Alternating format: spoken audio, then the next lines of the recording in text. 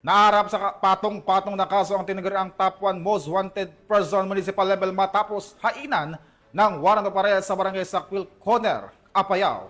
Ang kabuuan ng report mula kay Patroluman Jesly Sabado.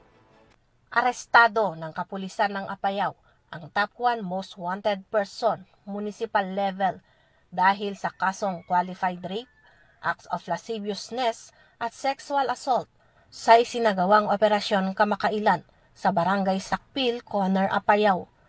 Naging matagumpay ang operasyon sa pangunguna ng 2nd Apayao Provincial Mobile Force Company, katuwang ang Corner Municipal Police Station, Regional Intelligence Unit 14, Regional Mobile Force Battalion 15, 5th Maneuver Company, Apayao Provincial Intelligence Unit at Apayao Provincial Investigation and Detective Management Unit.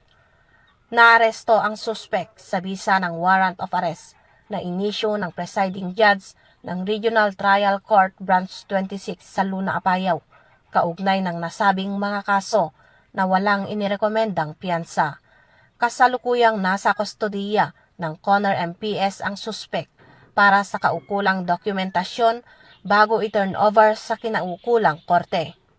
Mula dito sa probinsya ng Apayao, ako ang inyong PNN correspondent, Patrolwoman Jesly Sabado, lagad ng batas, tagataguyod ng Balitang Pulis.